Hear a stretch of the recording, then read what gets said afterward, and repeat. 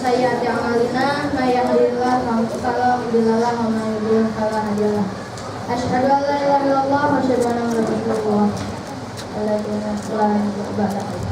Pertama-tama mari kita panjatkan puji syukur kehadirat Allah Subhanahu wa taala atas limpahan karunia-Nya serta setelah diberi kesempatan untuk menghadiri acara ini. Tak lupa salawat serta salam semoga tetap tercurahkan kepada Nabi besar Muhammad Shallallahu Alaihi Wasallam.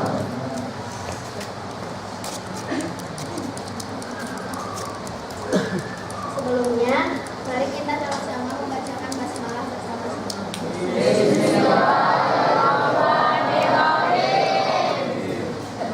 Terima kasih kepada Ustaz Haji Sofyan dan terima kasih kepada Bapak dan Ibu guru yang telah hadir di acara ini. Tidak lupa terima kasih kepada kawan-kawan juga yang telah mengusahakan hadir di acara ini. Untuk mengefektifkan waktu, mari kita sama-sama mendengarkan santunan ayat suci Al-Quran dan saling tilawah dari Raffi Rizki Islami dan Syifa Fauzia. Kami persilahkan.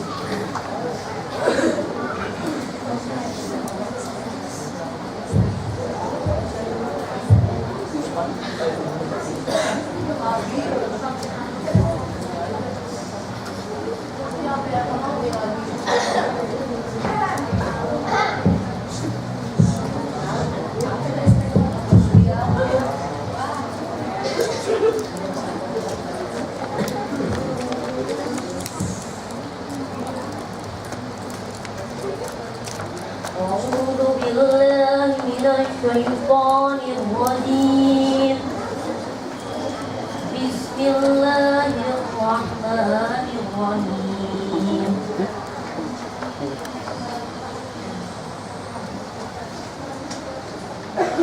سبحان الذي أسرى بعبده ليلا من المسجد الحرام إلى المسجد الأقصى إلى المسجد الأقصى الذي باركنا حوله لنريه من آياتنا إنه هو السميع البصير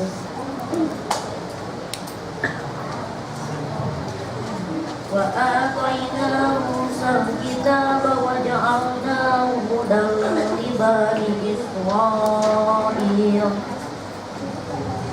لبني إسرائيل ألا تتخذوا من دون وكيلا ذرية من حملنا مع نوح إنه كان عبدا شكورا وقضينا إلى بني إسرائيل في الكتاب لتفسدون في الأرض مرتين ولتعلن علوا كبيرا وإذا جاء وعد أولاهما بعثنا عليكم عبادا لنا أولي بأس شديد وجاءوا إلى مسجدها وكان وعدا مفعولا صدق الله العظيم.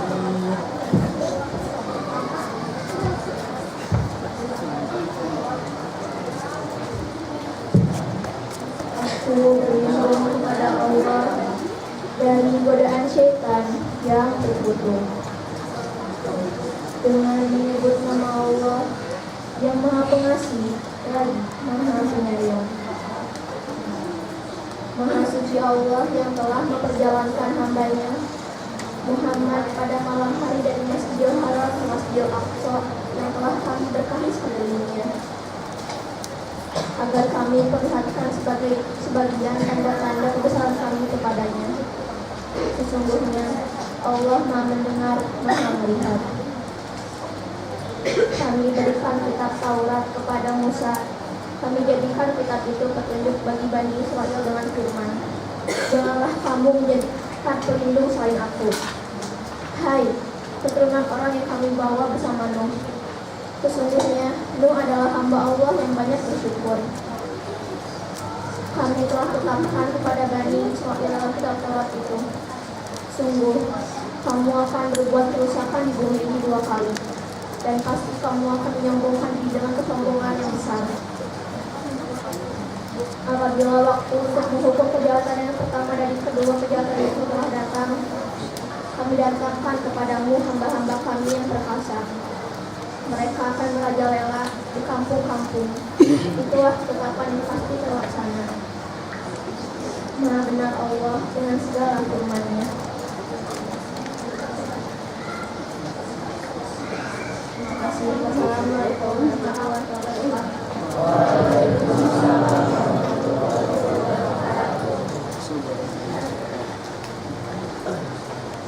Terima kasih kepada Raffi Rizky Srambi dan Mufifah Fauzia. Kita lanjutkan ke acara selanjutnya, yaitu sambutan Ketua Panitia Ismail oleh Muhammad Faiz.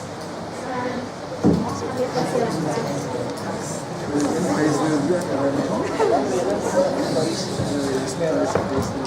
Assalamualaikum warahmatullahi wabarakatuh.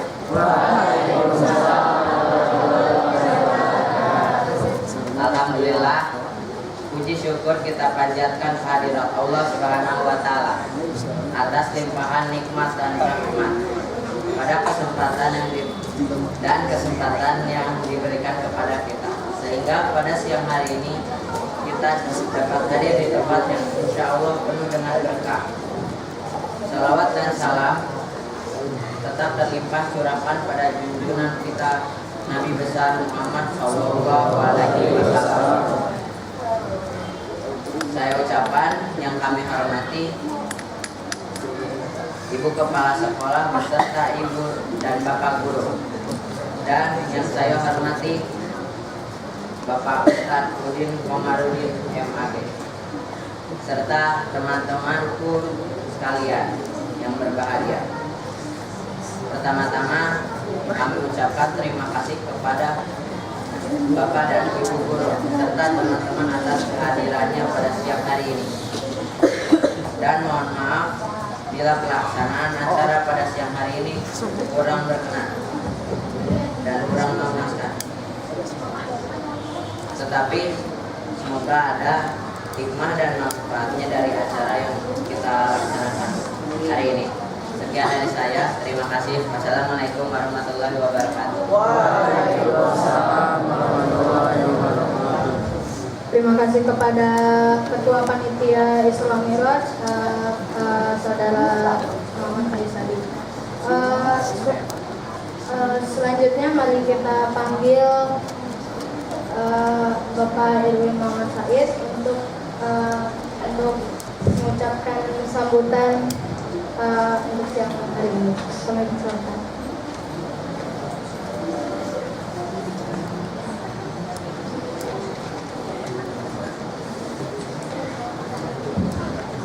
Ya, bismillahirrahmanirrahim. Assalamualaikum warahmatullahi wabarakatuh. Waalaikumsalam warahmatullahi wabarakatuh. Ya, alhamdulillahirabbil alamin.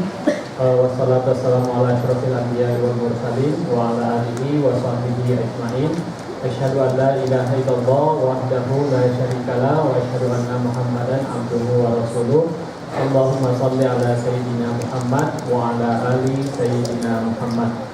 Yang kami hormati Ibu Kepala Sekolah SMP Al-Fasun Tauri, Ibu Ani Mulyani SSI, dan Bapak Ibu Guru yang kami hormati, serta Bapak Ustadz Udin Komarudin MAG yang kami hormati, yang sudah hadir di tengah-tengah kita. Ya, insya Allah tidak lama lagi akan berbagi ilmu dengan kita. Puji serta syukur kita panjatkan kepada Allah Subhanahu wa Ta'ala atas berbagai limpahan rahmat dan kesempatan yang luar biasa yang Allah berikan kepada kita pada siang hari ini, sehingga kita bisa hadir di tempat yang insya Allah penuh dengan keberkahan ini, ya.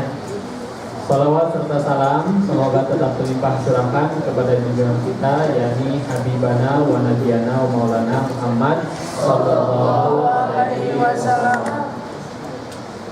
Pertama, Bapak ingin mengucapkan terima kasih pada Pak Ustadz yang sudah menyempatkan diri pada siang hari ini untuk hadir bersama dengan kita dalam rangka Tabligh Akbar peringatan Isra Mi'raj tahun 1430 berapa sekarang? 36 Hijriah ya. Kemudian Bapak ucapkan juga terima kasih kepada anak-anakku sekalian, terutama kepada para panitia yang sudah mempersiapkan acara ini sehingga acara Tabligh Akbar ini dapat terlaksana dengan baik. Mudah-mudahan kita dapat mengambil hikmah dan pelajaran pada peringatan Isra Mi'raj kali ini ya, dan dapat kita terapkan dalam kehidupan kita sehari-hari ya, tentang peristiwa Isra dan Mi'raj Nabi Muhammad Sallallahu Alaihi Wasallam ya. Mungkin yang kita ketahui bahwa pada peristiwa Isra Mi'raj itu saatnya Nabi mendapatkan wahyu tentang apa? Perintah sholat 5 waktu ya. Nah, mudah-mudahan dengan kita memperingati peristiwa Isra Mi'raj pada kali ini, kedepannya kita sudah tidak lagi meninggalkan atau melalaikan namanya sholat 5 waktu ya. Nah, itu intinya mah dulu ya, yang perlu diterapkan dalam kehidupan sehari-hari ya. Kemudian mohon maaf mungkin apabila pada hari ini pelaksanaannya kurang berkenan, tadi sempat mati listrik karena kehabisan pulsanya, ya mohon maaf ya, bukan karena keteledoran dan kesengajaan, tapi itu faktor yang tidak sengaja ya. Tapi alhamdulillah kalaupun sempat mati listrik, sekarang sudah nyala, ya kita sama-sama mendengarkan apa yang akan disampaikan oleh Pak Ustadz nanti ya. Nah, silakan kalian nanti mencatat intisari apa yang disampaikan oleh Pak Ustadz dan nanti dikumpulkan ya. Paham ya anak-anak ya? Ya, dan terima kasih juga kepada Bapak dan Ibu guru yang sudah hadir pada siang hari ini ya. Billahi taufiq wal hidayah. Assalamualaikum warahmatullahi wabarakatuh.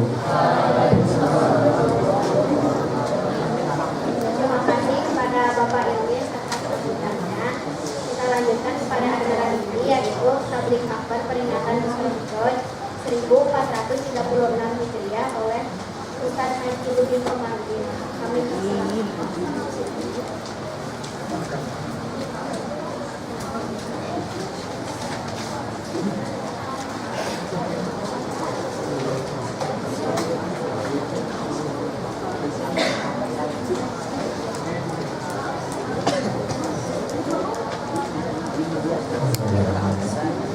Assalamualaikum warahmatullahi wabarakatuh. Waalaikumsalam warahmatullahi wabarakatuh. Alhamdulillah wa syukru ala ni'amillah. Asyhadu an la ilaha illallah wahdahu la syarikalah wa asyhadu anna Muhammadan abduhu wa rasuluh. Allahumma sholli ala sayyidina Muhammad wa ala ali sayyidina Muhammad kama sholaita ala Ibrahim wa ala ali sayyidina Ibrahim wa barik ala Muhammad wa ala ali Muhammad fil alamin innaka Hamidum Majid.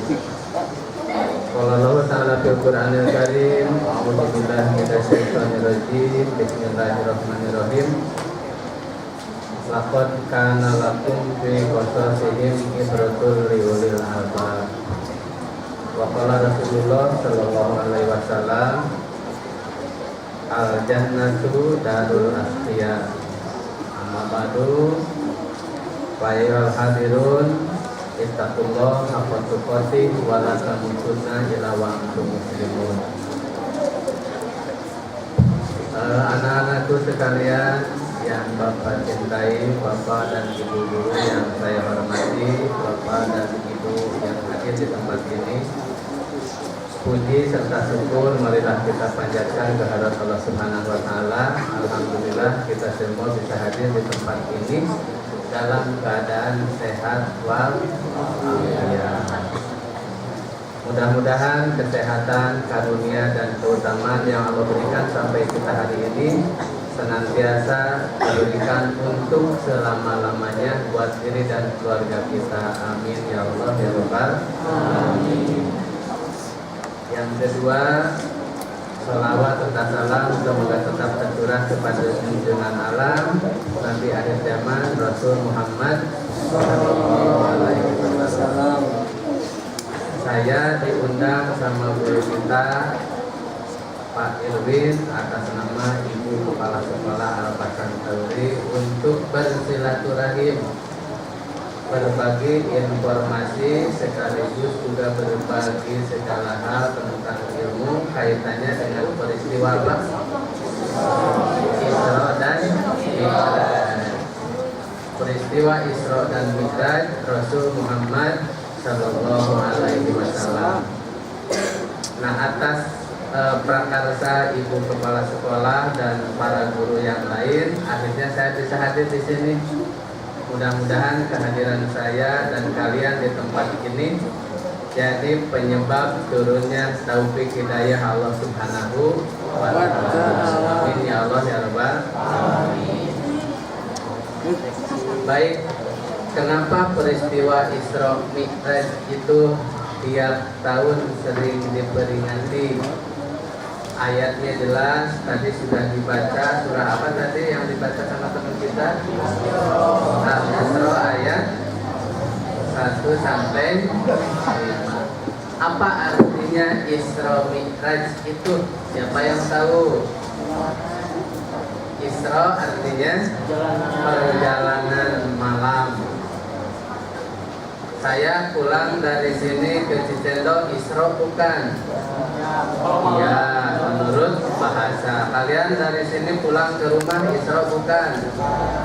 Iya, menurut bahasa. Tapi di siang hari Isra Mi'raj bukan, Isra-nya siang hari. Nah, Isra artinya perjalanan malam. Mi'raj perjalanan dari Masjidil Aqsa ke langit ke-7. Siapa? Rasul Muhammad Sallallahu Alaihi Wasallam. Kenapa Rasul Muhammad Sallallahu Alaihi Wasallam mengalami peristiwa Isra dan Mi'raj? Ada nggak latar belakangnya? Ada. Apa latar belakang yang menjadikan Rasul itu mengalami peristiwa Isra dan Mi'raj? Ada 3 hal, ada 3 teori besar.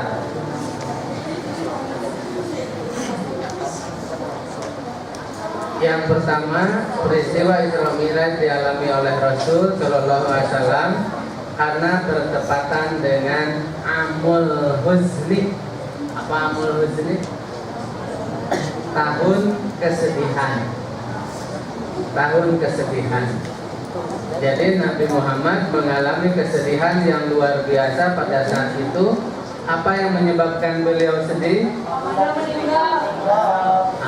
Betul sekali. Pamannya meninggal. Siapa pamannya bernama? Abu Thalib. Terus siapa lagi yang meninggal? Istrinya. Siapa namanya? Siti Khadijah. Sedih nggak Kanjeng Nabi? Sedih pisan. Kenapa sampai sedih? Karena Siti Khadijah lah yang membiayai dakwah Nabi Muhammad Sallallahu Alaihi Wasallam. Kenapa sedih? Karena Nabi Muhammad ditinggal oleh Siti Khadijah yang telah membiayai dakwahnya Nabi Muhammad Sallallahu Alaihi Wasallam. Kalau saja Siti Khadijah tidak ada waktu itu, tidak mungkin Islam menyebar ke seluruh pelosok dunia, termasuk ke sekolahan yang kita cintai, Al-Hasan. Karena jasa beliau lah Siti Khadijah mendedikasikan hartanya. Karena jasa beliau lah seluruh harta bendanya diberikan kepada Nabi. Sehingga dengan jasa tersebut Islam menyebar ke seluruh dunia. Maka tugas saya dan kalian berkorbanlah untuk kemajuan Islam sebagaimana Siti Khadijah. Lalu bagaimana pengorbanan pelajar untuk syiar Islam? Belajar dengan tekun. Kemudian apa lagi? Taat beribadah, disiplin, pandai mengatur waktu. Itu bagian dari pengorbanan seorang pelajar untuk bisa menjadikan syiar Islam menyebar ke seluruh dunia. Kalau Siti Khadijah dengan harta bendanya, kalau kalian dengan sungguh-sungguh belajar. Nah, Kanjeng Nabi sedih, menangis. Sedih. Saking sedihnya, saking menangisnya, ternyata dalam sejarah dicatat puncak kesedihan Kanjeng Nabi adalah ketika ditinggal Siti Khadijah dan pamannya Abdul Muthalib. Sedih bisa. Abdul Muthalib. Nah, ketika sedih itu Rasul Shallallahu Alaihi Wasallam seolah-olah tidak mempunyai pegangan. Harus ke siapa ini? Karena apa? Karena dalam pikiran Rasul, Islam pasti bakal terhenti karena yang membiayai dakwah Islam sudah tidak ada lagi karena sudah meninggal dunia. Setelah mengalami kesedihan, akhirnya Rasul pun menenangkan diri. Setelah tenang, ujung-ujung pamannya yang meninggal dunia, Abdul Muthalib. Meninggalnya beliau semakin menekan rasa sedihnya. Akhirnya Pak Abu Thalib itu pergi untuk selama-lamanya tidak lagi membimbing, mendampingi Rasul Muhammad Sallallahu Alaihi Wasallam. Nah, akhirnya apa? Setelah seperti itu, Rasul sampai Abu Lahab pun merasakan kesedihan Nabi Muhammad. Wah, Nabi Muhammad sedih karunya kudu ditulungan. Akhirnya apa? Ada seorang sahabat Zaid bin Sabit yang mengajak kepada Rasul untuk pergi ke Taif menenangkan diri. Kenapa tujuannya? Biar mumet dan rasa sedih bisa hilang ketika beliau pergi ke Taif. Pergilah beliau bersama Zaid bin Sabit ke Taif. Tujuannya untuk menenangkan diri. Setelah sampai ke sana, apa yang terjadi? Rasul Shallallahu Alaihi Wasallam bukan diterima dengan hangat, malah beliau dilempar, dicaci, diusir. Bahkan dalam sejarah Rasul sampai kena lempar giginya rontok, alias ompong. Ompong di dia ada waktu kemarin ikut ke Taif dilempar. Nah, ompong giginya, sampai ompong begitu, langsung malaikat Jibril ngomong sama Rasul Muhammad SAW, wahai Muhammad, engkau adalah kekasih Allah, engkau adalah Nabi akhir zaman, engkau adalah sosok pemberi syafaat, engkau diperlakukan tidak manusiawi oleh orang-orang yang tidak mau kehadiranmu ada di situ. Apa yang kau inginkan wahai Muhammad sebagai balas dendam terhadap orang yang telah memperlakukan engkau seperti ini? Malaikat Jibril seperti itu bilangnya, kalau ada yang mengganggu engkau wahai Muhammad, saya yang akan membalas, asal engkau minta saja. Nah, dari permohonan dan usulan malaikat Jibril itu, anak-anakku sekalian, ternyata Rasul Muhammad SAW berkata, Allahumma hdi qaumi fa innahu la ya'lamun. Wahai Jibril, tunjukkanlah dia kaumku, karena dia berbuat seperti itu, dia tidak tahu tentang siapa aku yang sebenarnya. Akhirnya pada dalam sejarah ternyata dicatat orang Taif itu menjadi benteng pertama setelah doa Kanjeng Nabi sebagai orang yang pertama-tama masuk Islam. Maka Islam pada saat itu menyebar dan banyak jumlahnya setelah orang Taif didoakan oleh Rasulullah SAW dengan kalimat Allahumma hdi qaumi fa innahu la ya'lamun. Itu yang pertama. Kemudian apa yang selanjutnya yang Allah berikan kepada Nabi Muhammad itu? yaitu perjalanan dari Masjidil Haram kepada Masjidil Aqsa. Sebelum beliau pergi ke Sidratul Muntaha, langit ke-7, beliau di Masjidil Aqsa sholat dulu 2 rakaat. Sholat 2 rakaat tujuannya apa? Agar peristiwa ini tenang dan tidak tergesa-gesa, sehingga peristiwa ini bukan peristiwa hanya sebagai khayalan, tapi ini adalah peristiwa akbar sebagai balasan di mana Allah menghibur Rasul Muhammad SAW agar tidak menjadi yang sedih, tidak menjadi orang yang sedih. Nah, setelah berangkat, Rasul melihat berbagai peristiwa aneh di dalam perjalanannya itu. Yang pertama, Rasul melihat orang tua yang sudah rentak, sudah bongkok. Tahu bongkok? Tahu, sudah rentak, sudah sepuh. Rasul bertanya kepada Jibril, wahai Jibril, ini apa artinya ada orang tua yang sudah renta begini? Kata Jibril, wahai Muhammad, ini adalah gambaran dunia, bahwa dunia itu sudah tua renta. Pada zaman Nabi Isra Mi'raj, dunia sudah tua renta. Bisa kebayang zaman sekarang, berarti sudah bakal datangnya hari kiamat. Setelah itu Rasul pun berangkat lagi ke tempat yang berikutnya. Ketika itu Rasul bertemu lagi dengan orang yang sedang memotong-motong lidahnya. Lidahnya dipotong, lidahnya digunting, berlumuran darah, menjerit, meraung, menangis. Nyambung lagi lidahnya. Setelah nyambung, potong lagi. Terus aja nggak ada hentinya. Sampai menderita sederita-deritanya, sampai sakit sesakit-sakitnya. Kata Rasul, wahai Jibril, apa ini tandanya? Kata Jibril, wahai Muhammad, ini adalah tandanya orang yang suka ngegosip, menyebarkan fitnah, dan memupuk permusuhan. Sahan sok ngegosip video. Nanti di yaumil akhir lidahnya dipotong sama Allah karena senantiasa menggosipkan kesalahan orang lain. Sampai Umar bin Khattab kalau dia mau menggosip, dia mau nelan batu, disimpan batunya di lidah. Ditanya oleh sahabat lain, kenapa Umar simpan batu di lidah? Biar saya tidak mudah menggosip. Disimpan batu. Jadi kalau di sini ada yang makan batu, dia lagi bertahan biar tidak masuk ke gosip. Ada yang makan batu? Nah, jadi melihat orang yang motong-motong lidah. Siapa itu? Dia yang suka gosip. Siapa lagi? Yang suka menyebar fitnah. Siapa lagi? Yang memupuk permusuhan. Kalian nggak boleh tawuran antar pelajar. Nggak ada itu namanya pelajar itu musuh saya. Sekolah sana musuh sini, musola sini musuh sana, nggak ada. Semua kita bersaudara.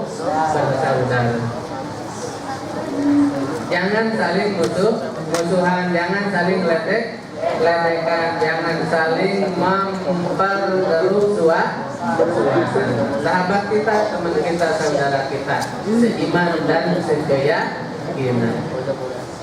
Akhirnya Rasul SAW langsung mengkerutkan dahinya. Oh gitu ya Jibril. Iya, seperti itulah nasib orang-orang yang suka menggunjing, nasib orang yang suka menciptakan permusuhan, dan dialah yang gosip. Nah, di televisi sekarang banyak gosip. Gosipnya berbagai macam peristiwa, termasuk gosip-gosip yang berbau porno aksi dan pornografi. Siapa yang suka nonton pornografi dan porno aksi?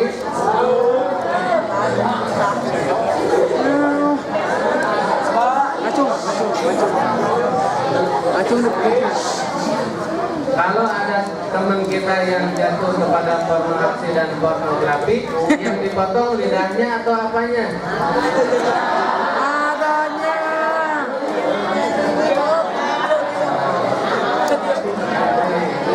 Kalau ada di sini teman-teman kita yang masuk kepada pornografi, saya yang duluan motongnya pakai gunting. Berat diumumkan, ini punya siapa?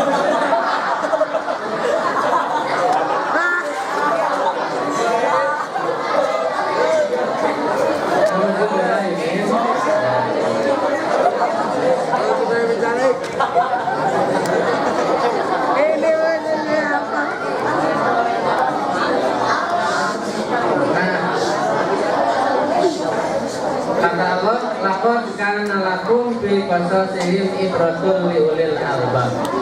Sungguh pada peristiwa-peristiwa pada kisah-kisah mereka itu terdapat pelajaran bagi orang-orang yang berakal. Siapa yang berakal itu? Orang yang bisa mengambil pelajaran dari peristiwa Isra Mi'raj. Apa peristiwa Isra Mi'raj itu? Rasul melihat orang yang motong lidah. Rasul melihat dunia sudah tua renta. Karena dunia sudah tua renta, berarti pelajaran yang harus kita siapkan, harus mempersiapkan diri kita saat menjelang menghadap Sang Pencipta Allah Subhanahu wa Ta'ala. Kemudian yang ketiga, Rasul pun melihat peristiwa lain ketika Rasul saat itu mencium bau kuburan, harumnya mewangi sepanjang hari. Wahai Jibril, kuburan siapa ini sampai harumnya seperti ini? Harum mewangi luar biasa. Saya penasaran Jibril, kuburan siapa ini?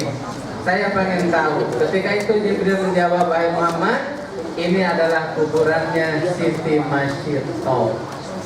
Siapa Siti Masyito itu? Pembantunya Sakadang Fir. Benar Sakadang?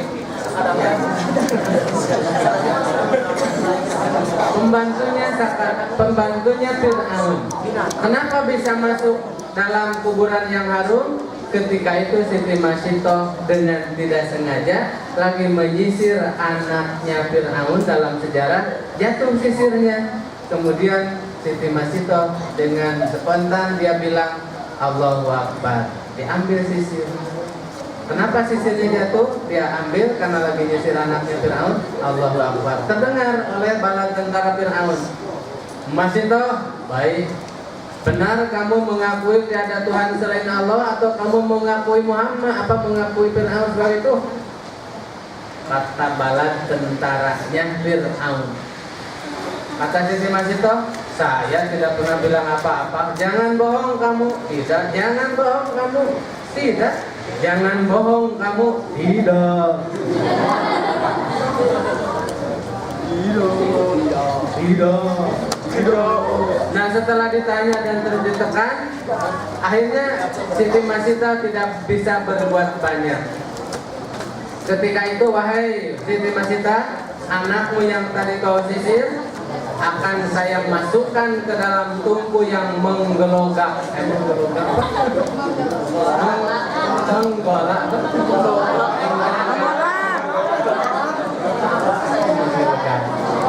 Anakmu bakal saya masukkan ke dalam tungku yang menggelegak air mendidih.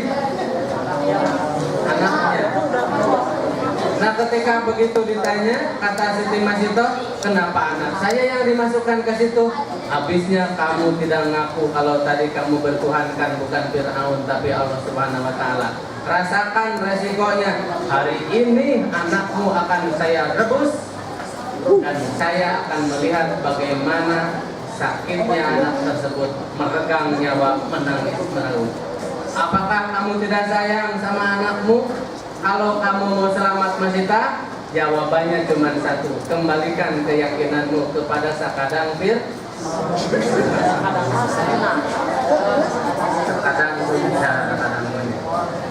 Ketika ditanya seperti itu, pilihannya apa? Siti Masyito diam 1000 bahasa. Wahai tentara-tentara kafir, kata Fir, kata Siti Masyito saking jengkelnya, jangan ditanya kalau saya yang melahirkan, mengandung dan menyusui anaknya tidak sayang kepada anaknya darah diri darah dagingnya. Kalau kau mau memasukkan anak saya ke dalam tungku, berarti bukan saya tidak sayang pisan, pakai pisan waktu itu. Sayang banget dan bukan seorang ibu yang baik jika lihat anaknya menderita dia diam 1000 bahasa. Ya, sekarang mah kamu harus mengakui bahwa Tuhan itu bukan Allah, tapi Fir'aun. Ketika itu Siti Masyito pun diam. Akhirnya lama-kelamaan si bala tentara ini hilang kesabarannya, dicemplungkannya si bayi si anak Siti Masyito ini ke dalam tungku yang besar yang di bawahnya api, kemudian menggelegak, dicemplungkan ke situ, menjerit, menangis, meraung. Kemudian tidak lama kemudian anak itu pun mengambang dengan keadaan yang mengerikan. Setelah melihat seperti itu dan menyaksikan seperti itu, bala tentara Fir'aun bilang lagi, masih toh baik kafir, jangan bilang kafir. Baik tentara Fir'aun, kamu tidak melihat, tidak menyaksikan derita anakmu? Saya lihat, saya menyaksikan. Apa sebabnya? Saya tidak tahu sebabnya. Kenapa saya bertuhankan Allah dilarang? Kamu salah. Yang menyebabkan anak kamu itu masuk ke dalam tumbuk karena kamu punya keyakinan Fir'aun bukan Tuhan kamu. Kalau kamu tetap bertuhankan Allah, kamu pun tinggal menunggu giliran. Akhirnya dipaksa untuk bertuhankan Fir'aun. Dan ketika dia dipaksa untuk bertuhankan Fir'aun, Siti Masito dia hanya bilang Allah, Allah, Allah. Tidak lama kemudian dia pun digusur dengan kasarnya, dengan tidak berberi kemanusiaan. Api yang sudah membakar air itu tidak lagi melihat siapa yang bakal dilemparkan. Ternyata jasad mulia Siti Masito pun giliran kedua setelah anaknya hancur dilahap api dengan air yang menggelegak. Menangis, menangis, meraung, meraung, tapi tidak lama tidak lagi terdengar suara. Siapa itu? Pembantu Fir'aun. Ketika beliau pergi Isra Mi'raj, ternyata Rasul mencium bau harumnya kuburan Siti Masito. Dalam sejarah dicatat bahwa para pembantu yang soleh bakal masuk ke dalam surga dipimpin langsung oleh pembantunya Fir'aun. Kenapa Siti Masito masuk surga? Karena dia mempertahankan tiada Tuhan selain Allah. Mau nggak kalian? Saya tembak dari sini satu persatu. Ditembak hatimu, dicuri hatimu. Setelah ditembak, kemudian kata saya, kalau kamu sekarang ulangannya jeblok, matematika, fisika, dan kimia ulangan jeblok, fisikanya berapa nilainya? 5. Bahasa Indonesia 6. Siapa yang nilainya 5 dan nilainya 6 bakal saya bakar rumahnya. Gimana menurut kalian? Berperi kemanusiaan tidak? Iya. Itu biasa saja. Ini bukan rumah, ini bukan materi, tapi ini keyakinan. Mahal harganya untuk mengantarkan kuburan yang harum mewangi, karena itu dihuni oleh Siti Masito. Jadi tugas kalian apa sekarang? Pertahankan kebiasaan menyebut tiada Tuhan selain Allah. Wariskan dan tetapkan dalam hati kalian. Anak-anakku sekalian, kemudian yang berikutnya Rasul pun beranjak lagi di langit yang kelima. Saat itu para nabi yang telah meninggal dunia mengucapkan salam kepada Rasul. Wahai Muhammad, wahai kekasih Allah, wahai Nabi akhir zaman, wahai para penghuni surga, wahai sang pemberi syafaat, selamat datang, selamat sumping. Akhirnya kedatangan Rasul disambut oleh Nabi Isa, Nabi Musa, dan nabi-nabi yang lain yang telah meninggal dunia. Ketika itu Rasul pun beranjak lagi melihat orang yang perutnya besar. Perutnya besar, saking besarnya dia berjalan pakai perut, persis seperti ibu lagi hamil. Kalau ibu kalian lagi hamil, sampai misal perutnya. Dibesarkan gitu. Setelah berjalan dengan perut sampai Nabi bilang, Jibril kunaon eta teh sampai jalannya pakai perut, apakah kakinya tidak berguna, tidak bermanfaat? Apa penyebabnya orang ini seperti menderita begini?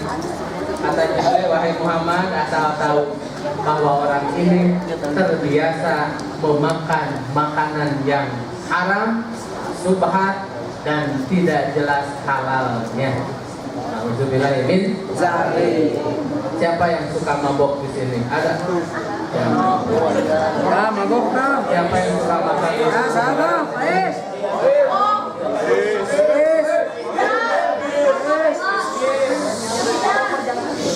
Nah, kalau ada kita yang seperti itu, maka nanti di yaumil akhir berjalannya seperti orang yang lagi hamil. Susah berat, kemudian dia berjalan dan terus berjalan sampai tidak nyampe. Siapa dia? Orang yang gemar makan makanan yang halal. Bersyukur kalian. Makanan yang halal. Nah, kalau kalian punya makanan yang halal, bagiin sama keluarga, sama sahabat, sisanya kepada orang lain. Kenapa? Karena makanan yang halal itu hanya akan menciptakan ketenangan lahir dan batin, dunia dan akhirat. Setiap pemberian kepada orang lain dari makanan halal itu penyebab surganya Allah Subhanahu wa Ta'ala. Nah, setelah itu Rasul pun berangkat lagi ke langit berikutnya. Ketika itu Rasul melihat orang yang tengah mukul-mukul kepalanya. Kepalanya dipukul, jebret, sampai pecah. Setelah pecah, tumbuh lagi kepalanya, dipukul lagi sampai pecah, terus sampai begitu. Dia memecah kepalanya sampai nanti, memecah kepalanya sampai menjadi berlumuran darah, otaknya pun muncrat. Ketika itu Rasul berkata, wahai Jibril, ini gambaran siapa wahai Jibril?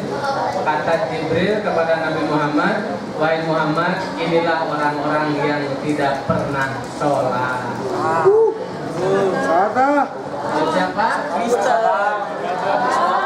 Orang-orang tidak pernah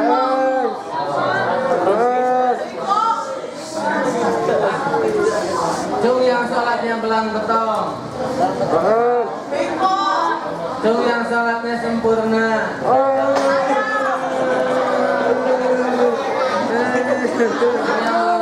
Sekarang sholat kita besoknya tidak sholat di apa sebaliknya. Sekarang sholat dengan setelah kita bersih tidak samping panas hitam putih hitam. Nah, kenapa peristiwa Isra Mi'raj itu sampai sebegitu hebatnya? Linuriyahu min ayatina, kata Allah, untuk diperlihatkan tanda-tanda kekuasaan Allah.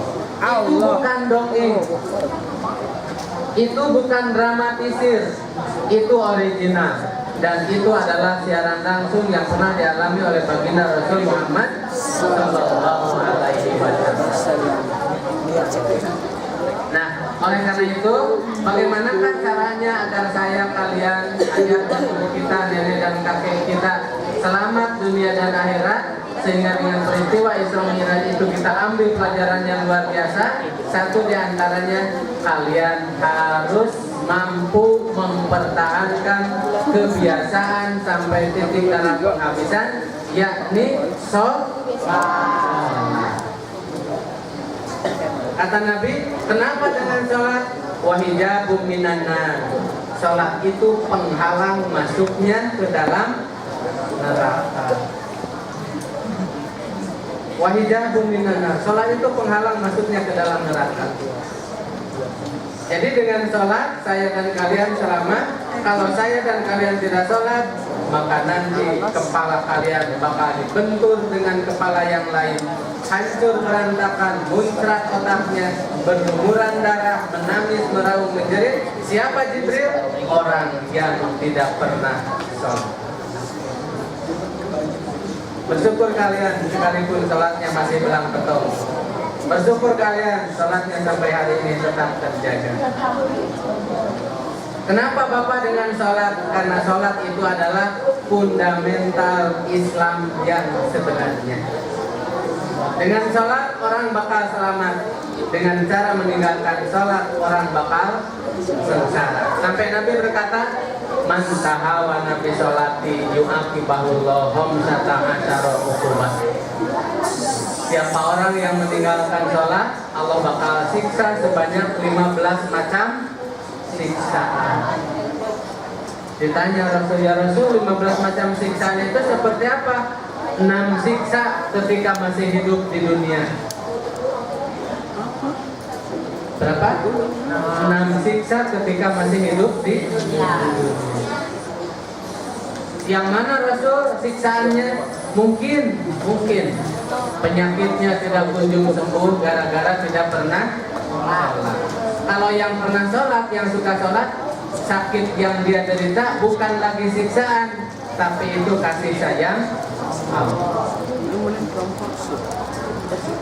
6 siksa yang berikutnya apalagi ya Rasul? Mungkin anaknya yang susah diatur, melawan wae ke guru, melawan sama orang tua, suka bilang si mama, si papa guru wae.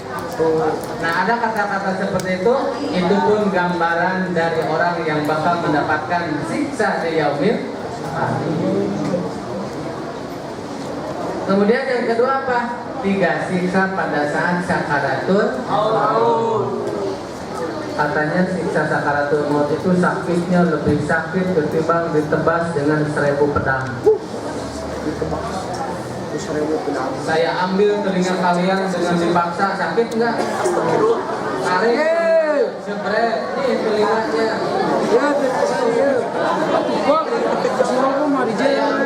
Gigi kalian, jebret, giginya diambil, nih gigi. Saya cabut kukunya, nih kukunya. Saya gunting.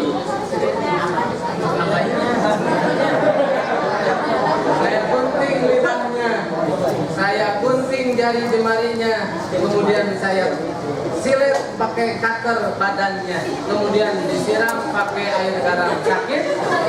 Sakit. Itu belum 1000 pedang, itu baru setengahnya pun enggak. Saya ambil garpu makan, kemudian saya colokin ke matanya sekeras-kerasnya. Sakit. Siapa yang bakal merasakan sakit adalah orang yang tidak pernah melaksanakan. Saya ambil jantungnya, saya potong hidungnya, saya hektar bibirnya, saya tarik tangannya, yang tangan satu pakai kuda satu, tangan satu pakai kuda yang lain, dengan arah yang berlawanan. Dipecut kudanya dua-duanya, copot tangan dua-duanya. Masih hidup, taliin kakinya kanan dan kiri, ambil kuda satu lagi, dikejar, dicepet kaki kudanya, pun putus kaki dua-duanya. Sakitnya juga sama. Saya masukkan kakinya digantung di atas, kaki kiri di atas, kemudian dia telanjang, digergaji dari kemaluannya.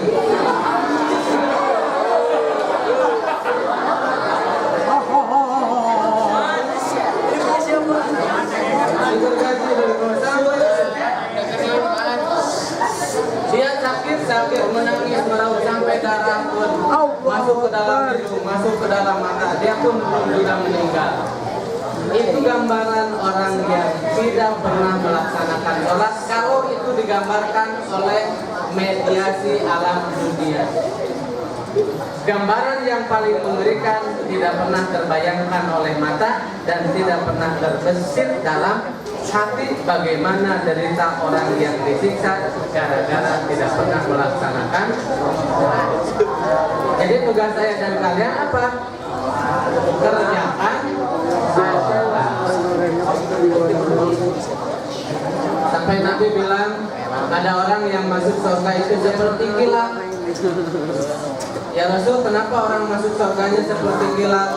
Karena dia punya wudhu sebelum waktu sholat. Maka masuk surganya seperti kilat. Ya Rasul, ada orang yang bakal masuk seperti lari kuda yang kencangnya luar biasa. Siapa itu ya Rasul?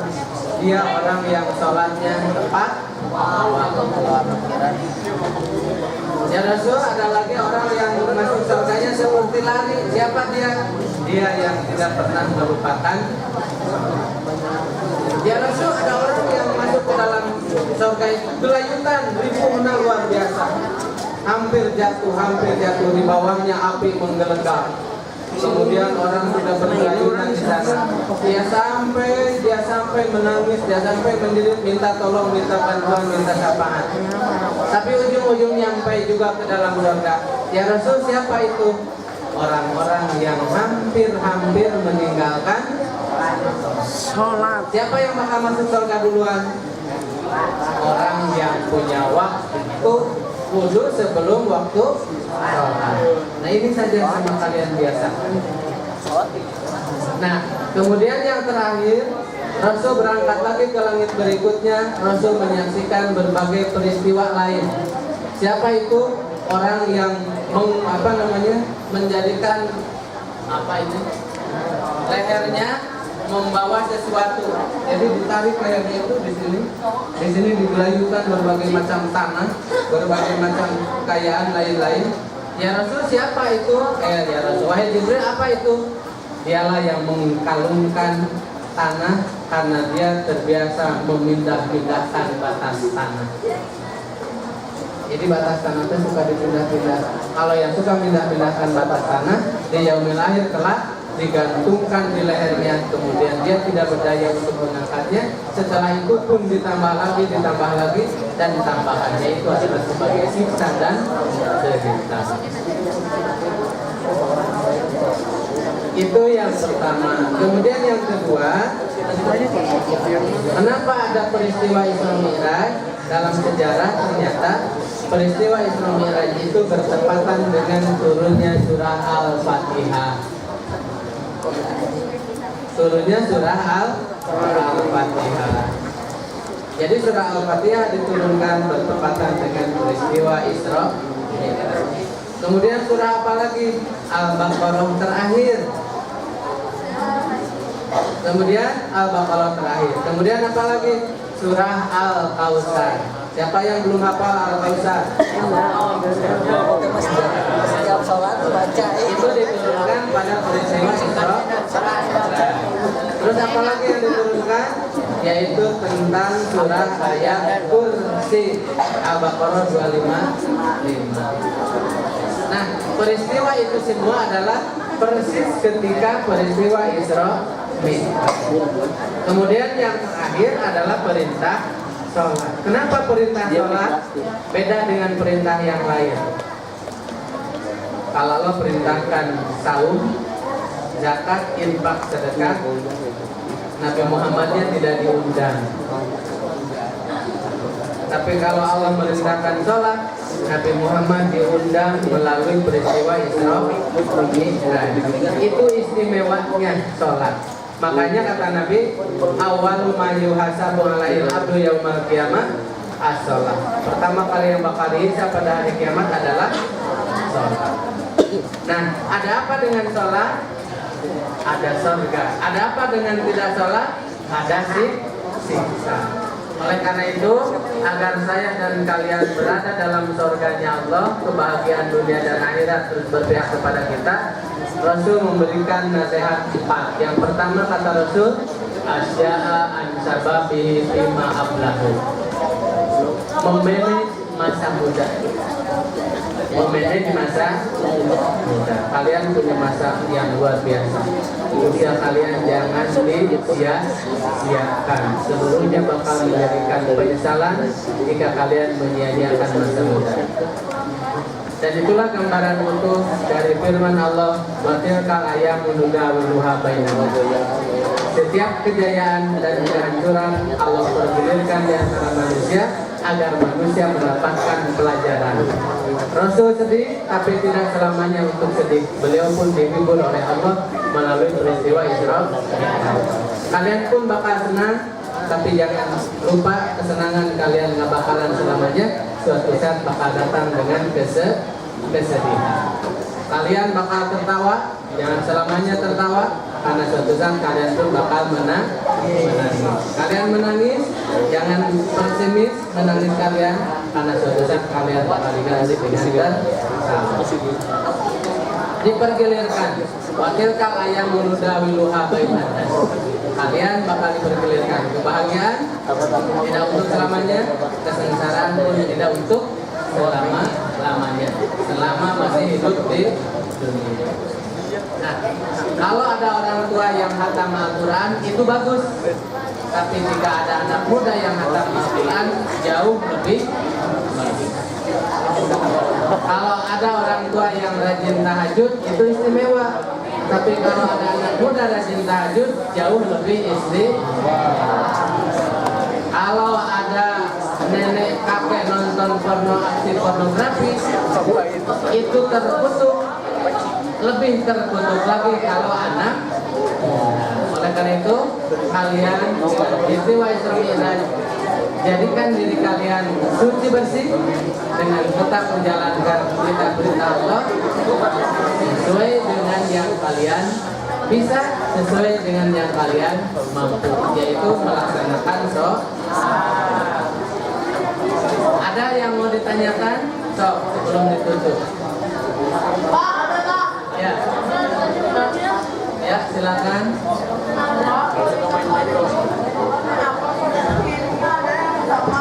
Apa?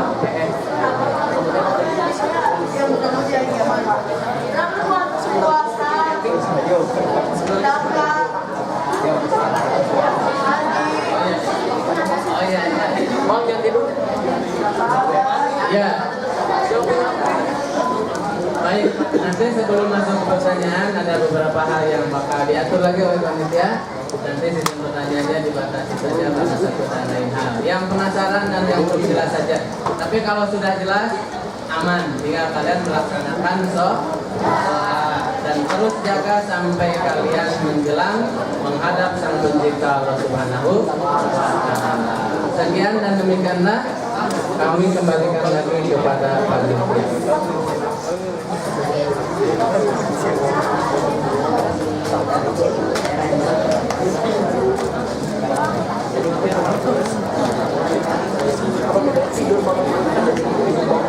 Terima kasih kepada Bapak Ustaz Haji Romantik atas ceramah yang telah disampaikan. Mudah-mudahan ilmu yang dapat kita petik dan kita dapat mengamalkannya dalam kehidupan. Amin. Dan sebelumnya ada yang ingin bertanya untuk 3 orang lebih dahulu. Kenapa sholat itu biar ada yang sama?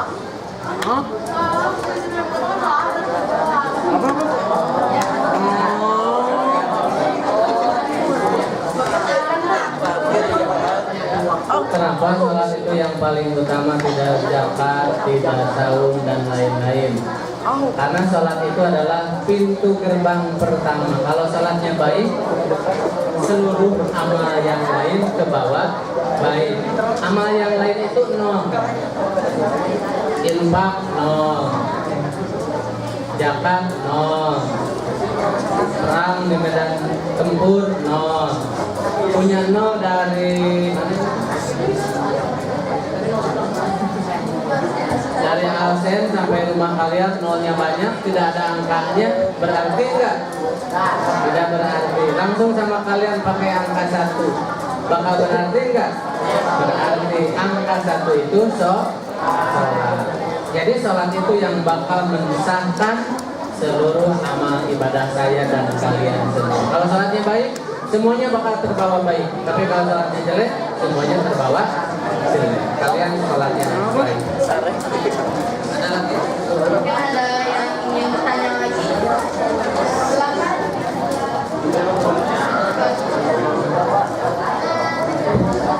Panas, Pak. Tadi katanya Raka mau nanya. Raka mau nanya. Oh, Ais. Ais gimana,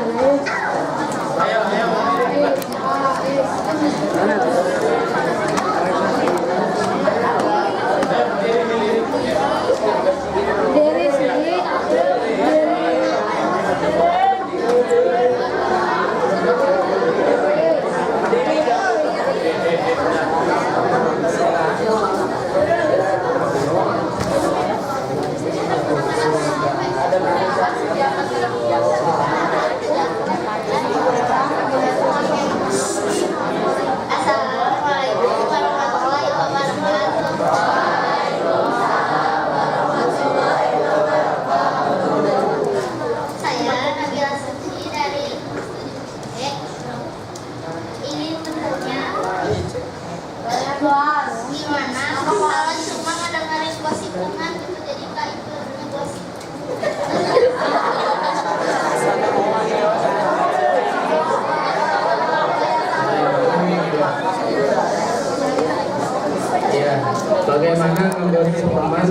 tidak ikut?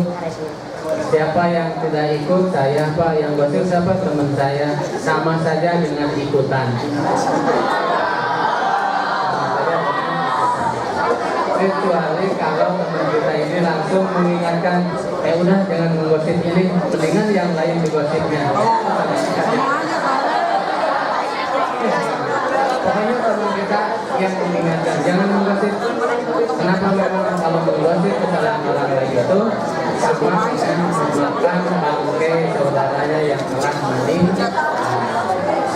Ya, jangan pernah menggosip. Kalaupun ada yang menggosip, ingatkan, jangan menggosip. Bosan. Nah, gitu ya. Kemudian ada yang ingin bertanya lagi. Silakan. Tidak ada lagi. Ya, terima kasih kepada Bapak Ustadz Adi Maharudin telah memberikan ilmunya. Mudah-mudahan ada manfaat yang dapat kita.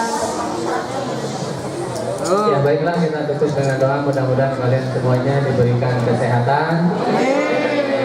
Kakak kita yang telah melaksanakan UN mudah-mudahan lulus semuanya. Dan melanjutkan sekolah yang tinggi. Mudah-mudahan kalian yang ada di sini juga mendapatkan kesempatan yang lebih baik dari yang kalian bayangkan. Kalian bermanfaat, rezeki kalian barokah dan keluarganya soleh-solehah. Alhamdulillah mina syaitanir rajim. Bismillahirrahmanirrahim. Allahumma in kana rizqi fis sama fa'anzilhu wa in kana fil ardi fa'ridhu wa in kana karaman faqdirhu wa in kana mu'asiran fayassirhu wa in kana tawlan faqassirhu wa in kana ba'idan faqribhu bi rahmatika ya arhamar rahimin. Allahumma ja'al umri akhirahu wa khairu ayyami yauma alqa'a. Allahumma inni a'udzubika minal kufri wal faqri wa adzabil qabri. Allahumma inni a'udzubika minal jubni wal bukhli wa a'udzubika minal ajzi wal kasali. Allahumma inni a'udzubika minal ghalabatil dain wa qahri rijal. Rabbana atina fid dunya hasanah wa fil akhirati hasanah wa qina adzabannar. Walhamdulillahirabbil alamin. Hatur nuhun atur punten kasadayana. Assalamualaikum warahmatullahi wabarakatuh.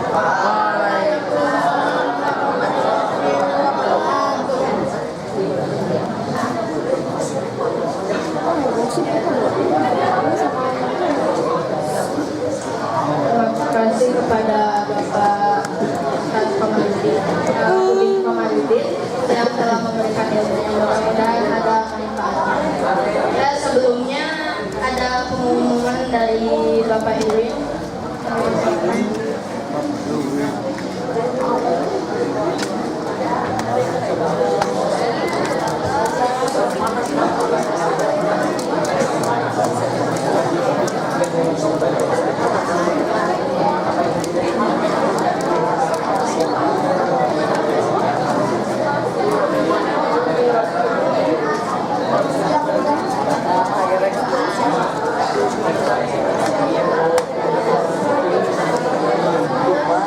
Ya, bismillahirrahmanirrahim. Assalamualaikum warahmatullahi wabarakatuh. Masih semangat? Masih semangat? Ada yang ngantuk? Ya, alhamdulillah ada yang ngantuk. Ya, alhamdulillah luar biasa. Kami ucapkan terima kasih kepada Pak Ustadz Adi Maharudin yang sudah membagi ilmu, membagi ilmunya kepada kita. Mudah-mudahan kita semua dapat mengambil pelajaran, mengambil pelajaran dan apa yang sudah disampaikan tadi oleh Pak Ustadz. Mudah-mudahan dapat kita aplikasikan dalam kehidupan sehari-hari, ya.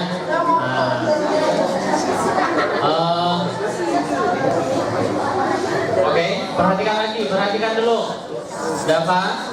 Perhatikan dulu. Ya. Ya, pengumuman yang pertama bahwasannya besok itu tanggal merah. Ya, artinya kalian bukan libur tapi belajar di rumah. Ya, tidak ada libur tapi belajar di rumah. Ya. Nah, kemudian hari Senin, Selasa dan